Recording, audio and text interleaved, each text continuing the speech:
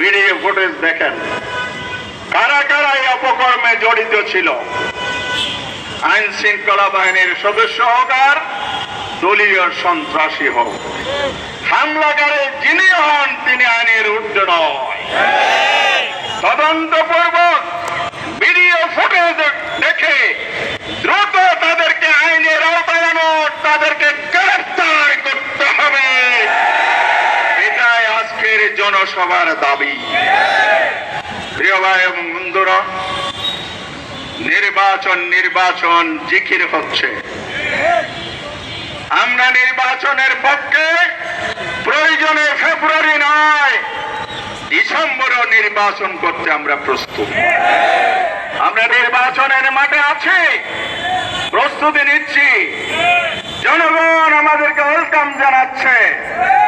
তবে কথা পরিষ্কার, যদি ফেসিবাদী আমলের আইন এবং ব্যবস্থা দিয়ে নির্বাচন হয়, তেঁতুল গাছে কি আম ধরবে?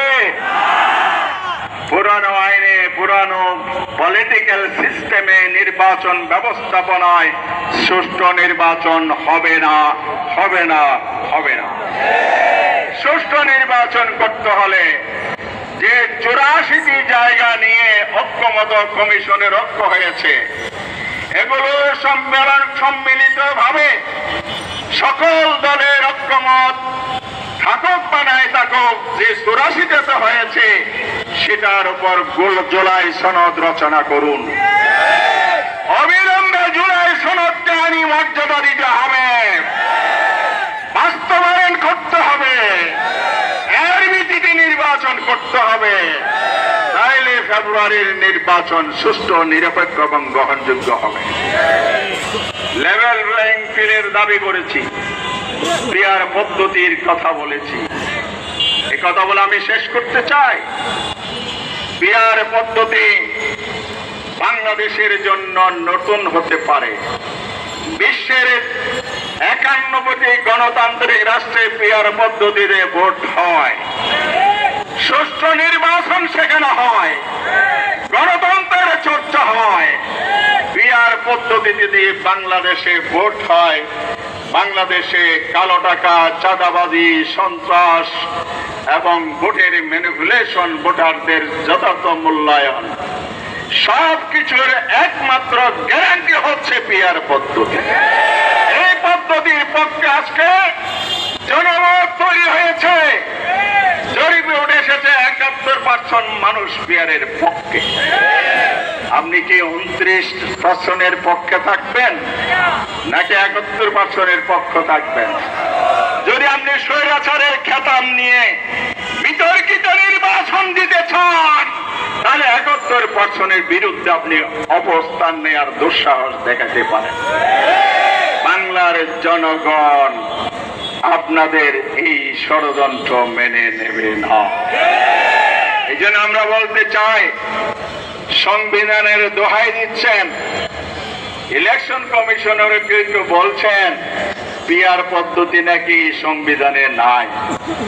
আপনারা তো সংবিধান চর্চা বেশি করেন, আমরা আপনাদেরকে সাধুবাদ জানাই, বিজ্ঞ মানুষ।